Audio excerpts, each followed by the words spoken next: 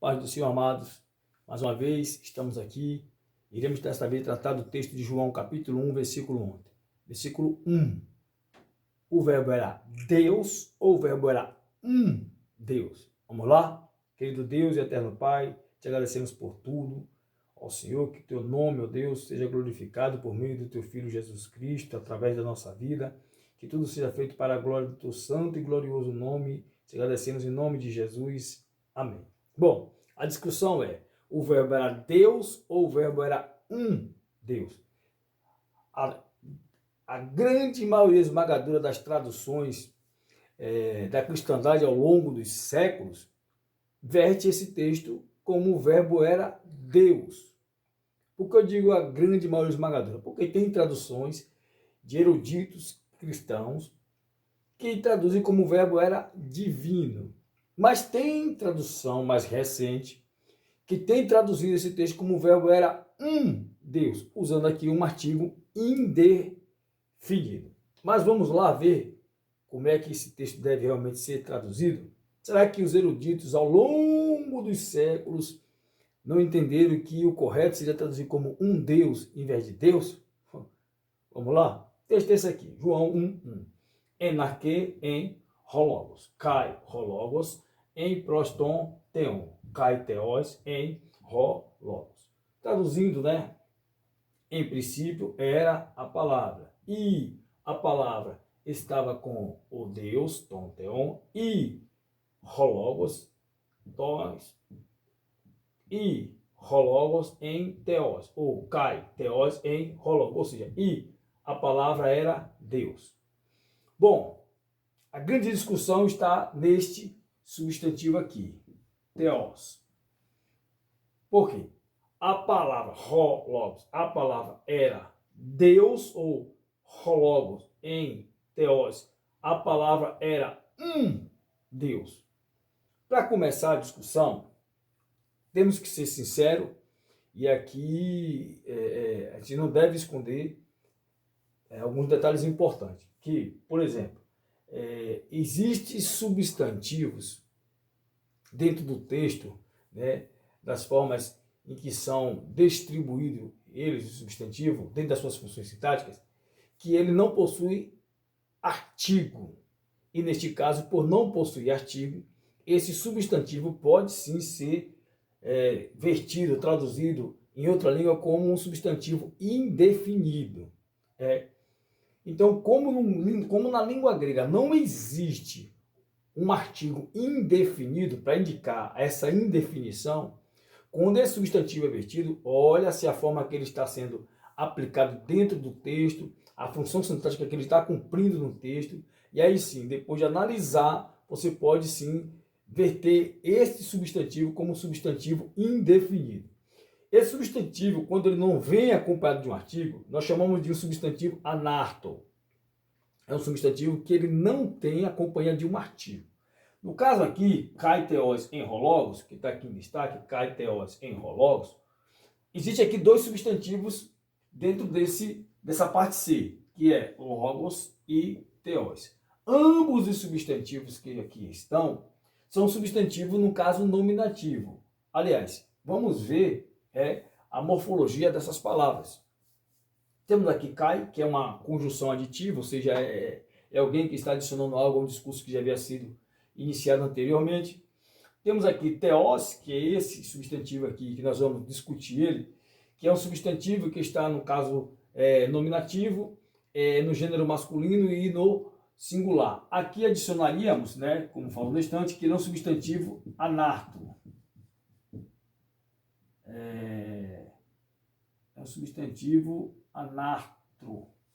É um substantivo anartro. Substantivo anartro. E aqui também poderíamos adicionar que é um substantivo conhecido como substantivo pré-verbal. Por que pré-verbal? Porque ele vem logo em seguida acompanhado de um verbo. Então, tem o substantivo theos, que é o substantivo que está no gênero masculino, no singular, no caso nominativo, ele é anarto e é um substantivo pré-verbal. Temos aqui também um verbo, o verbo em, que vem do verbo emi, que aqui está no imperfeito. Aqui nós temos um artigo definido ró, que está no gênero masculino, singular, está no caso nominativo. Temos também a palavra logos, que é um substantivo masculino, singular, nominativo. Bom, olhando aqui agora as palavras, né, tendo a análise morfológica dessas palavras, podemos analisar agora como elas estão, quais funções que estão cumprindo dentro do texto. Bom, o caso nominativo tem duas funções que ele cumpre dentro da oração. Uma delas é indicar a pessoa do sujeito, a outra é indicar elementos que estejam diretamente ligados ao sujeito, coisas como natureza, essência, qualidades, coisa do tipo, do gênero. Então, geralmente, o substantivo nominativo, quando ele cumpre o papel de sujeito, ele vem acompanhado do artigo definido ou vem acompanhado de um artigo. Nesse caso aqui, olhamos que logos está acompanhado do artigo, ou seja, o substantivo logos está acompanhado do artigo rho, e o substantivo theos, não tem artigo. Bom, logo de cara observamos que logos, por estar acompanhado do artigo, ele está cumprindo a função sintática de sujeito da oração. Então, logos é o sujeito. Então, não pode jamais na nossa língua ser lido, por exemplo, e Deus era a palavra. Isso não pode, porque na nossa língua o sujeito ele vem no início da oração. Ou seja, a palavra era Deus. Ou, e a palavra era Deus. Bom, a questão era um Deus, já que não está acompanhado de um artigo, ou era Deus? Quando nós olhamos para a análise do texto, o substantivo theos, ele sim deve ser traduzido como um substantivo que não possui um artigo indefinido. Por quê? Porque o que João está querendo aqui é apontar para a natureza essencial do logos, de modo que ele quer que os seus leitores entendam que esse logos ele era Deus, tanto quanto aquele com que ele estava com tom teon. O que é que João está fazendo aqui? Simples. Quando ele aponta aquele com quem o logos estava, ele utiliza o substantivo theos, aqui, claro, no caso acusativo, para indicar a natureza essencial deste que estava acompanhando o logo, de quem ele estava acompanhado. Da mesma sorte, quando ele continua a oração, ele usa o mesmo substantivo para indicar a natureza essencial do logos. Ou seja, o que ele está dizendo? Que aquele com quem o logos estava era Deus, e o logos era Deus tanto quanto era com quem ele estava. Então, o que é que João está fazendo aqui? Ele diz assim, o pai dele era Deus, e ele, o logos, era Deus tanto quanto era o pai. Para isso, ele faz um jogo de usar um substantivo tanto para o pai como para o filho. Bom, aqui no pai nós temos um complemento, tom teon, indicando a pessoa do pai, só que aqui nós temos o quê? Um predicativo do sujeito. Ou seja, ele está ligado aqui a uma cópula, a um verbo, e essa cópula indica que aqui temos um predicativo, ou seja, o substantivo theos está indicando a natureza essencial desse logos. Desta forma, traduzi-lo como indefinido descaracterizaria a ideia que João está trazendo de que o logos era Deus, não um Deus qualquer, mas era Deus tanto quanto era o Pai. Então, o substantivo aqui deve ser traduzido como um predicativo e não um indefinido. Bom, mas alguém pode dizer por aí que a tradução divino tá indicando uma indefinição. Não, não é isso.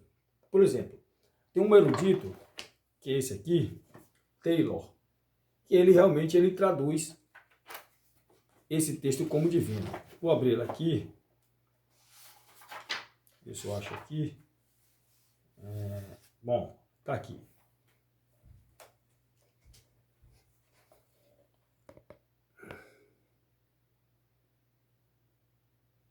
Opa! Diz aqui, em geral, o sujeito tem um artigo. mas o predicativo não o tem. Hotheos agapistin, 1 João 4,16. Deus é amor, mas o amor não é sempre Deus. Em João 1, Theos, em Hologos, traduzimos. A palavra era deidade. Não, Deus era a palavra. O que ele está dizendo aqui? Que a palavra era deidade. Aí alguns tomam esse texto e dizem assim, tá vendo aí, Taylor traduziu que a palavra era deidade, mas que a palavra não era um Deus. A palavra não é Deus, não, a palavra é deidade, ou seja, um Deus. Bom, vamos ver o que aqui Taylor diz sobre ser uma deidade. Vamos lá?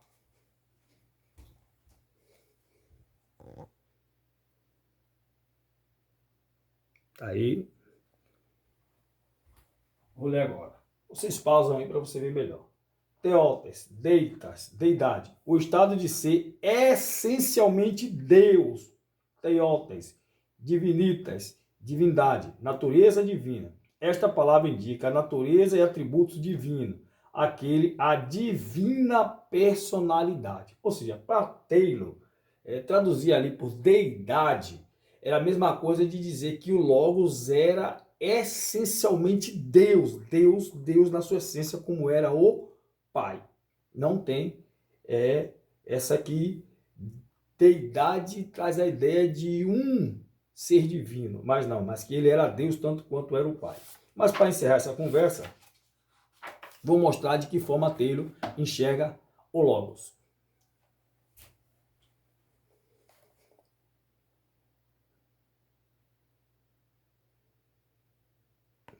Bom, tá aí. Mais uma vez, depois vocês pausem e dão uma olhada. Vamos lá, Tito 2,13. Diz aqui, a bem-aventurada esperança e manifestação da glória do nosso grande Deus e Salvador Jesus Cristo. Aí ele aqui diz, uma só pessoa é Deus e Salvador. Bom, é assim que Taylor enxerga Jesus, como Deus e Salvador. Então, qual é a tradução que deve... Aliás, antes de terminar isso, deixa eu falar uma coisa importante. Se João quisesse apontar para adjetivar ou apontar para uma natureza, algo não essencial do Logos, ou se ele não quisesse igualar o Logos ao Pai, ele não utilizaria o substantivo. Esse jogo de palavras não ocorreria. João iria usar aqui, em vez do substantivo do qual ele tinha utilizado para o Pai, que iria, claro, trazer uma confusão se isso não fosse verdade, João usaria o quê? Um adjetivo. Tem adjetivos que tratam de natureza divina, que é Theon, Theos, Theotes, que está aqui.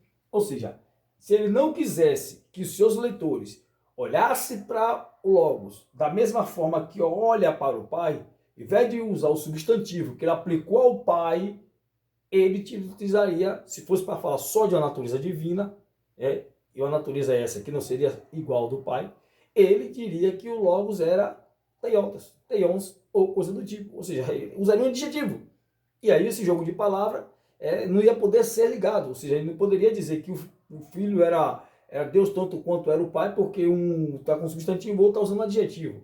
Então, o que João queria de fato era apontar para a natureza essencial do Filho. Ou seja, Jesus, o Logos, era Theos, tanto quanto o Pai era Theon. Amém? Que Deus continue abençoando a todos em nome de Jesus. Amém.